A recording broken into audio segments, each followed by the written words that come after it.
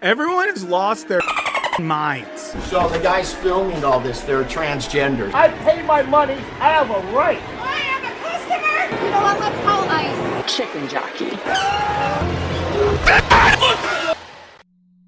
not that guy, pal. Trust me. You're not that guy. Okay? Absolutely. It feels like no one knows how to exist in a goddamn society anymore. And I think we can understand what's going on with the help of a book that Jean-Paul Sartre wrote while ripped on amphetamines. Sartre's ideas can help us understand precisely why the internet is breaking our brains and destroying society, and how we are sort of letting this happen. Unprecedented coronavirus. Coronavirus, they used that word in 2019. These outbursts and wildly uncomfortable moments aren't just examples of someone being filmed on their worst day. Rather, they expose the ways in which the internet has enabled us to live in distinct realities. There was more CO2 released from that one volcano erupting than everything human beings have ever done. Fact-checked, volcanoes do not produce more CO2 emissions than human activity. Reuters is on your ass. Unable to speak with or even understand each other, all while using that rage and anger to fuel the digital systems creating these dystopian realities. And the only way to get out of this hole is to first understand why in the hell we went down there in the first place. Now, if you've gone to a movie theater since 2020, you're probably aware that a shocking amount of human people act like absolute monsters. I want more than just a refund. Okay. Can I get a drink? I've seen people playing video games with the sound on, laughing at rather than with a movie, answering phone calls, Googling what is this movie about, and passing out during the first hour of Wakanda Forever, and then snoring throughout the rest of the movie. Disrespectful to Chadwick Boseman. It all led me to start going to the Alamo Drafthouse, where they make a big show about how if you talk or text during the movie, they're gonna kick you out. I might be the joker, but one thing I don't joke about is movies. And if you planned on talking or texting during this movie,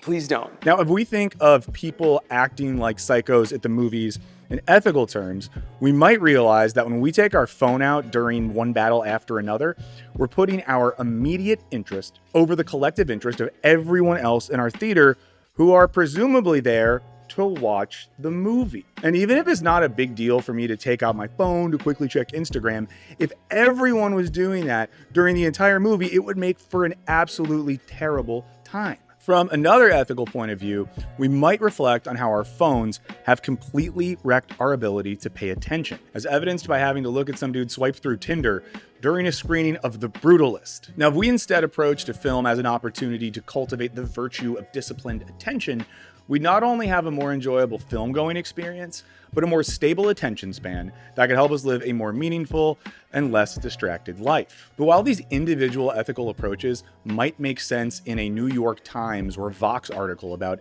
how to reclaim your attention span or become a better listener, they're focused wholly on individual morality and behavior. I think the more important and interesting question to consider here is why so many of our experiences with others seem to indicate that our social ethic is completely out of joint, with some of us thinking that a movie is time to, eat too much popcorn and zone out for a bit, while others think it's a great time to text their exes or make a Pornhub playlist for the ride home. But first, I want to thank the sponsor that made this video possible, Rocket Money. Now, one thing about being an adult with a PhD in philosophy is that I'm really bad with money. And while I've gotten a little bit more responsible over the years, I still struggle to keep track of all the little ways that I end up spending money. For example, last year I realized that I had spent a decade paying for a Netflix DVD subscription that I was not using. But recently I was able to see all the subscriptions that I'm paying for, and even figure out how to cancel those subscriptions with the help of this video sponsor, Rocket Money. Rocket Money is a personal finance app that allows you to manage subscriptions, lower bills, make a custom budget, and grow your savings all in one place. I've lost track of all of the random subscriptions that I have, and seeing them all laid out in one place on the Rocket Money app immediately made me realize that I was paying for a couple of things that I rarely use, and they made it really easy for me to cancel them. The budget feature is also super helpful because it shows how you're spending your money each month, which is like having to stare your ADHD-fueled financial decisions right in the face and say, my bad. So if you're also a grown adult who struggles to wrap your head around financial reality, use my link to start a free trial of Rocket Money. Now just scan this QR code or click the link in the description to get started for free. You can also unlock even more features with Premium, which I have been using. Okay, now that we've saved ourselves a little bit of money, let's get back to talking about how no one seems to be able to exist in society anymore. So what would it take for us to reclaim some shared sense of social reality? Let's take the rules at an Alamo Draft House. Now they formalize the usual no phones while the lights are off of a standard theater. Now by seeing a movie there, you agree to a social contract by which you won't talk or text during the film. And you're aware that if you do, a fellow movie lover can inform an employee and have you removed. Now, while everyone in the theater might be strangers, they're all aware of the shared logic and rules of seeing movies at Alamo Draft House because they tell you a lot. They tell you a lot when you're there. This is similar to what Jean-Paul Sartre describes as seriality in his book, The Critique of Dialectical Reason. The idea explains how in our normal lives, we often go along with predetermined rules and social structures, basically acting like everyone else for the sake of getting along and getting things done. And in doing so, we're not really expressing any individual freedom or ambition. So when a movie theater creates a rule against cell phone usage or talking, it introduces a new logic of social decorum where following this set of manners ensures that everyone is able to accomplish their individual goal of watching a movie. Sartre describes seriality by using the logic of waiting for the bus, where everyone knows that to accomplish their goal, which is, getting on the bus and traveling to their destination, they need to wait in line, board when it's their turn, pay their fare, and then take a seat. By existing in this social series, everyone ensures the best possibility of the bus ride going according to plan. And that might sound desirable and like a good model for a social ethic, but Sartre notes that rather than enacting their freedom, each member of a series is equally impotent. This is where it'd be funny if I was like, this video is sponsored by Hims. If you don't want to be impotent, take pills to give you boners. Take pills. Back in my day, you just had to have a penis that didn't work well or go bald. And now it's like, oh, have a boner 24/7 and have good hair no matter what. Now, everyone submits to the rules of the series because their individual resistance wouldn't really accomplish anything. We're not creating connections with others in this series, we're simply reinforcing a law that we must all follow. And in these situations, we're acting freely only inasmuch as we're free to follow the rules or to be excluded from the series. At the Alamo, the rules state that if you see someone on their phone or talking during a movie, you can write down your complaint on a piece of paper and then pass it to a server, which means that you have to become a cop, or at least an informant, which feels bad. I've personally never been able to do it. I've sat by some annoying people, but my mama did not raise a snitch, so I still didn't have it in me to do. Also, it's a weird one because then I know that I'm giving that piece of paper to probably an underpaid 23-year-old just fighting for their union rights who now has to go do an uncomfortable interaction with a person who's probably a dick. So enjoying the movie without distraction comes at the expense of imposing a strict law onto all moviegoers. And the same serial logic applies at our workplaces, right? Because we might want to speak up about mistreatment or suggest new ways of doing things or attempt to form a union with our fellow workers. But in doing so, we risk breaking the law of the series and being punished or even fired. This is especially true in a situation where there is a scarcity of employment opportunities. There aren't enough jobs for everyone, and I know that if I don't play my part, someone else likely will. So even if a serial social ethic sounds attractive in as much as it makes our day-to-day social existence more well-ordered, it only works when we're all submitting to one overarching social logic out of a fear of being left out if we don't. Basically, I can follow the rules or I can miss the bus. Shout out to anyone that had the song I Missed the Bus by Criss Cross in their head when I said that line. If that was you, I think we'd be friends. But what if to live a more truly cohesive and free social existence, we actually need to break with this type of well-ordered seriality? And by pushing up against the limits of serial logic, we're able to will our freedom collectively and change our social and political realities. Well, to see how this works, let's consider the era that many have isolated as the start of our modern collapse of social behavior, the spring of 2020. A time that for many of us was a moment where all the shit hit all the fans at once, and if you were lucky, you at least had a mask to stop all the shit from getting in your mouth. Now, according to many, the combined effects of social isolation, political uncertainty, and anxiety about health risk impaired our ability to socially exist once lockdowns and restrictions were lifted, and we re-entered society after the initial phase of the COVID-19 outbreak. But what this analysis ignores is that 2020 was also a time where it felt like we were on the verge of truly radical social change, one especially marked by a new type of social solidarity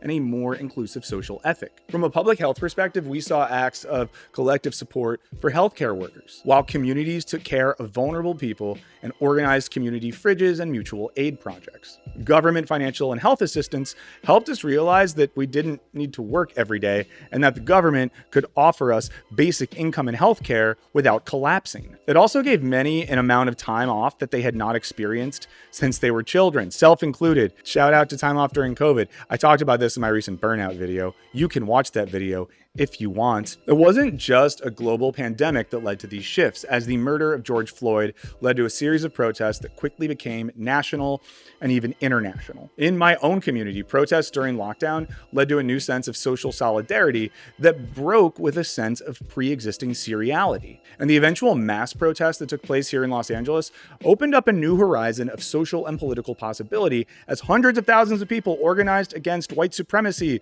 police violence, and capitalism. If those are your 3 favorite things, shout it out in the comments. These events broke us out of our business as usual attitudes and to a reconsideration of our relations to both our neighbors and our larger communities in light of events happening around us. It was like being shaken out of something. Now, in Sartre's terms, these events broke the chain of seriality and put us into a new type of relation with each other and the world around us. Because when something breaks this business as usual approach, whether that be the bus showing up late, the emergence of a global pandemic, or a large-scale reckoning with police violence, we're able to snap out of this seriality and take on a new type of relation to those around us. Now, Sartre referred to these moments as the end of serial existence and the beginning of what he called groups in fusion, which are collectives of individuals oriented around a shared project. These groups emerge by rejecting the normal social order, and the individuals in these groups work collectively to build something different. And in this way, they interact with each other more authentically, sharing in a common project, even if their association is not formally structured. They're no longer just following the rules of the world as it is, they're attempting to rebuild the world as it could be. Now, the infusion nature of these groups also makes their bonds more fragile, as they're sort of building the plane on the way down, so to speak. Sartre writes that the group is defined by its undertaking and by the constant movement to eliminate all forms of inertia from it. Now, we can understand this further by going back to Sartre's example of people waiting for the bus. Now, he describes individuals waiting for the bus outside of a church. He notes that they're all isolated individuals in competition for a scarce resource: seats on the bus. And from the perspective of the bus, or the project of the bus, they're all the same, essentially interchangeable. And as long as the bus shows up, they continue to exist in this seriality. However, if the bus fails to show up, and especially if it does so repeatedly, well, they might join together to attempt to solve the problem, in the process establishing a group in fusion with the shared project of improving bus service. Now, they might accomplish that goal and then dissolve back into seriality, or this might lead to them getting involved in larger projects to improve public transit, leading to new forms of organization. But this could always collapse back into seriality. And I want to emphasize that a form of scarcity both established this initial seriality, but then also led to the formation of a group infusion, right? The scarcity of spots on the bus creates a sense of individual competition amongst these serial individuals. But the further scarcity of the bus, like when it doesn't show up, leads to the emergence of the group infusion. And during 2020, we were made aware of the scarcity of everything from healthcare resources to food, to toilet paper, to vaccines. And community health and mutual aid groups emerged often as new groups in fusion to respond to these points of scarcity. But it is worth noting that while scarcity can lead to community refrigerators and protests against a racist police state, it can also lead to some very not cool shit. which we also saw in 2020. I just kicked over a bottle of water and spilled it all over my floor. And because my house is old and tilted, it started all draining one direction. That's good. That's fun. But let's focus. Let's make some content, Michael. Let's make some content. The best recent depiction I've seen of this is Ari Aster's 2025 film Eddington, a film that he described as exploring what it feels like to live in a world where nobody agrees and less actually happens. The film takes place in the small town of Eddington, New Mexico, and explores the overlapping reactions to the early days of the COVID-19 pandemic and the emergence of the Black Lives Matter movement. Now, each character has a worldview shaped via their interaction with some corner of the online world. This is not a secret. Please look it up. They did a whole pandemic modeling exercise at Johns Hopkins. Aster has said that it's a movie where everybody's living on the internet. They're all living in different realities, and they're unreachable to each other. I know one of them was fired for excessive force, and another one was forced to quit by a YouTube First Amendment auditor. Okay, yes, that is the same auditor that drove away your Your police undersheriff died department of a fentanyl overdose. from handling fentanyl. And your okay? captain He and your was chief intoxicated deputy took without jobs gloves. in Rio Rancho. That was devastating. You can't keep your own office going, but you're going to run mine. The only thing the residents of Eddington seem to have in common is that their realities are all mediated or straight up manufactured by the internet. And looming in the background of the film is the construction of a massive AI data center right outside the town's limits. And of course, by the end of 2020, America was feeling pretty Eddington-y. You know, Bernie Sanders wasn't the president. January 6th was about to pop off, and more than ever, we were in a new era of competing ideological frameworks, all mediated by various social platforms and online communities. Basically, there's rumors speculating online that the Chinese government, you know about Gaia Force? No. What if I told you this was actually a document? The Chinese government figured out how to hack into the Gaia Force. Which could make us ask, was Jean-Paul Sartre full of shit? You know, why does the same event or sense of scarcity lead some people to attempt to build a new model of collective freedom, while for others it spawns exclusionary and conspiratorial movements? You know, one man's Medicare for all is another man's Stop the Steal protest. And we can answer this via the work of a philosopher working in Sartre's legacy, Alain Badiou. Now, much of his work can be read as a less speed-laced and more formalized version of Sartre's project in the Critique of Dialectical Reason. Badiou uses the term event to describe what happens when a new truth emerges that breaks with the serialized logic of an existing situation. And he refers to those who respond to this event as a type of group infusion as the faithful subject of the event. And while Badiou himself is an atheist, he does use the example of religious conversion to describe this. So if that is helpful in making sense of what this type of subjectivity and faith looks like, well, there you go. I'm glad that helped. So we could say that those who saw the scarcity in the American healthcare system during the COVID outbreak and responded with the creation of new community healthcare collectives were being faithful subjects to a particular truth. But Badiou also considers what happens when people experience an event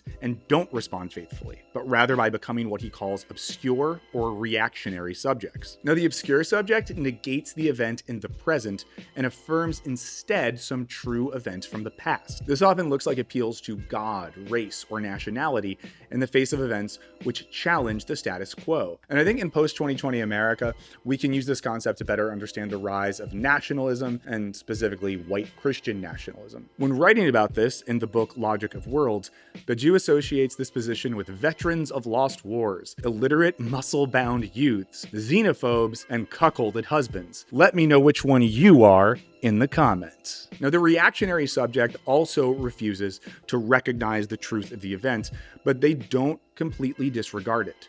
Instead, they consider it via the dominant order of knowledge in a given situation. The reactionary both denies the novelty of the event or the new thing, while also absorbing some of its traits into the dominant system of knowledge. In the context of post-2020 America, this makes me think of Democratic politicians kneeling in kente cloths, or gushers posting that they stand with Black lives. Thank you, gushers. These responses, the obscure and the reactionary, can help us understand why different groups have responded to the interrelated crises of the past 5 years in diametrically opposed ways, seemingly conveying alternative understandings of reality. But while COVID might have exacerbated what was happening, I don't think it's the cause of all of this? For that, we need to go back to the night of November 8th, 2016, at the Javits Center in Manhattan. Hillary Clinton was set to defeat Donald Trump and become the first president to break the glass ceiling of the US presidency. And finally, her campaign believes that as she addresses the world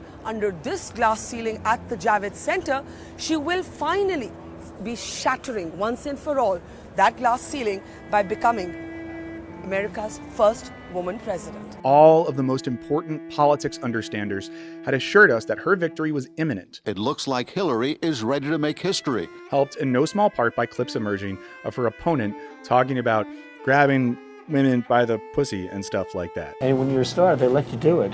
You can do anything. Whatever you want. Grab them by the The setting for this magical night was a building constructed almost completely out of glass, the perfect architectural metaphor for what Clinton was about to achieve. But then, something else happened. It wasn't a perfect campaign. There is no such thing.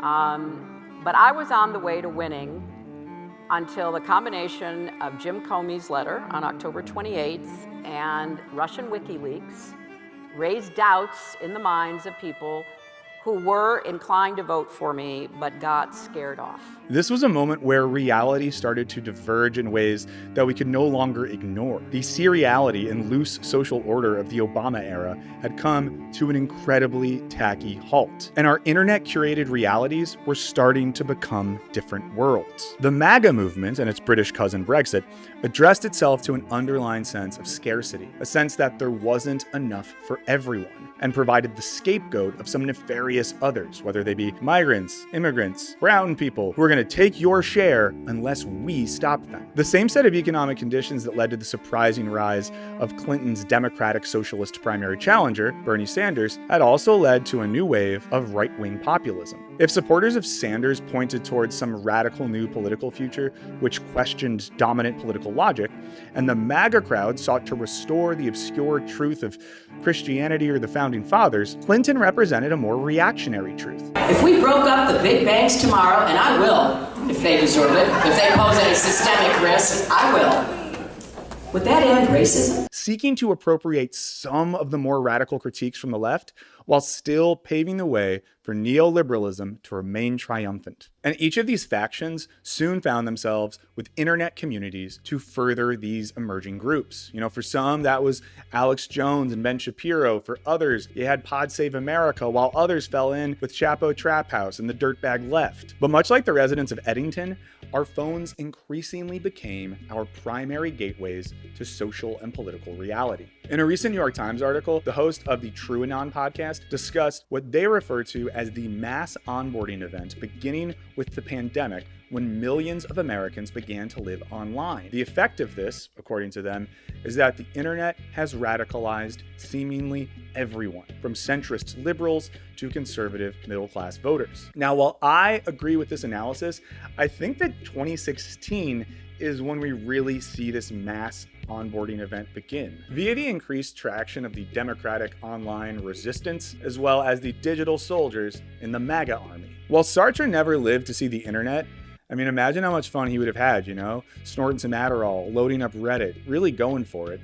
He describes something in the Critique of Dialectical Reason that can help us make sense of how the internet has had such a devastating effect in the offline world. Now, in his attempt to understand the relationship between necessity and freedom, Sartre discusses how our work on the material world can come back and have determining and limiting effects on our freedom and activity. He uses the example of deforestation during the Cultural Revolution in China, leading to long-term flooding, and the rise of steam engines leading to increased industrial factories that then lead to detrimental ecological effects that make our lives less cool. Now, he refers to these as examples of the practico-inert, or worked matter, which describes a form of alienation and in which we are alienated from our own humanity and the humanity of others via the effects of our own human labor. If this is a little heady, I think the most clear contemporary example of this is probably climate change. Humans doing all of this stuff to progress society that then does something to nature that comes back to get us in a way where we become, you know, the objects of nature's activities, things like that. Now, I think this concept, worked matter, can help us understand the internet in a way that makes way more sense of everything that I've been talking about so far. Now, the internet was built by human beings wielding their freedom to create something new. But that thing soon took on a life of its own, and it's now having a determining effect on our humanity and existence and cognitive function. The way Sartre described this under industrialism is that the factory worker became the object of the machine, with the worker adapting to the machine and destroying their body in the process by interiorizing a rhythm which is absolutely other or alien. You know, we work on matter, and then matter determines our existence. We created the internet, now the internet creates us. A not fun example of this is the recent wave of mass shooters and amateur assassins that are young men radicalized via different internet communities. Tyler Robinson, who shot Charlie Kirk, had written messages on his bullets that he used in the shooting, most of which were just references that only the deeply online would understand. Inscriptions on a fired casing read, "Notices bulges, capital OWO, what's this question mark?" And as I talked about in my recent video on technology and ICE, ChatGPT, a technology created by humans, recently helped guide a vulnerable teenager to end their own life. In all of these examples, we are experiencing a digital version of worked matter, in which the seemingly dead internet is operating like an undead force on human consciousness and activity. Our economic system necessitated that we pour our labor into creating these digital systems, platforms, and algorithms.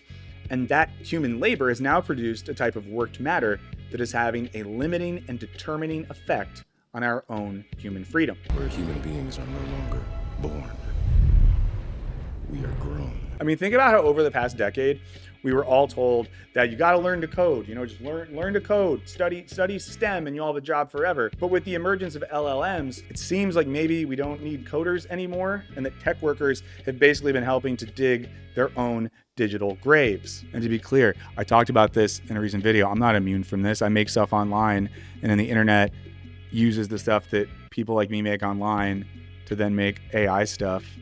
And soon, like, who's gonna watch it? What's the end game here, you know?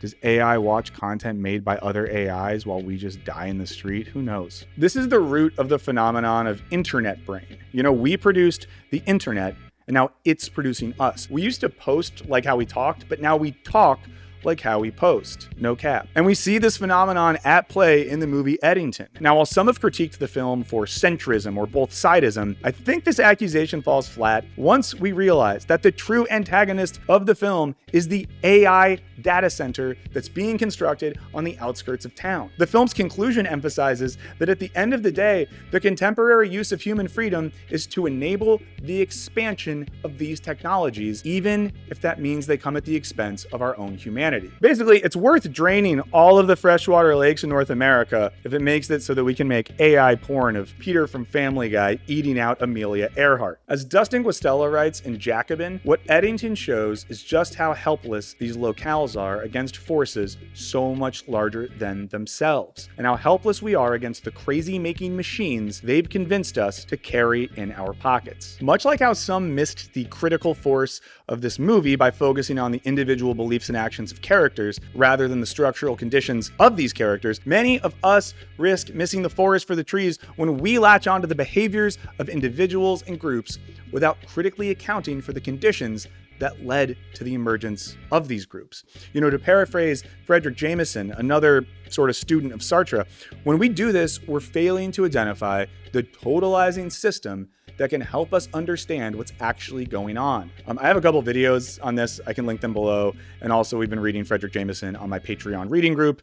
All of that is on Patreon if you want to check it out. When we're all yelling at each other about competing social and political ideologies that we've developed via our engagement with rage-fueled platforms, we often miss the proverbial data centers in the distance fueled by this endless argument, which is also refueling those same arguments. I said proverbial, but I guess it really is just a data center. You know, I guess I'm really just referring to the actual data centers.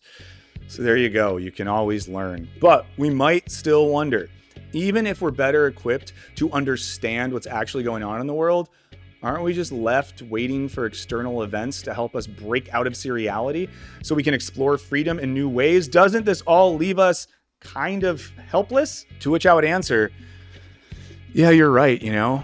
we're pretty helpless because we're left waiting for political, historical, and cultural events to happen, which highlight human scarcity and force us to reconsider political possibility and the limits of equality. And until something like that happens, I guess we'll just have to hang out and sext with ChatGPT. It sucks that many of our contemporary problems have accelerated to such a level that I don't even know if Sartre could have predicted this. But we have the concepts to understand this system, and we have the ability to break with a digitally mediated serial existence and to imagine the world differently.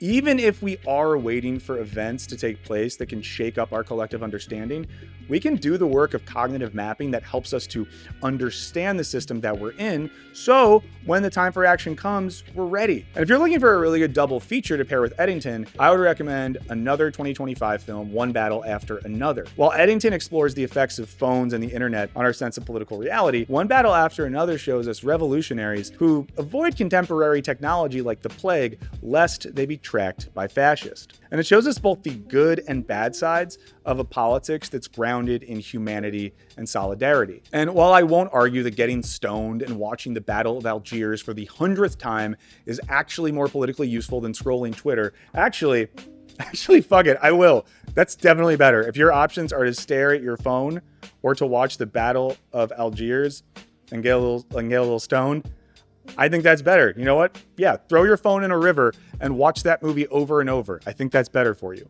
In the meantime, let's remember the importance of engaging with other human beings and the larger communities that we find ourselves in more seriously than we are engaging with the internet. Because at the end of the day, maybe what we all need is just to get offline and have a few small beers with our fellow revolutionaries.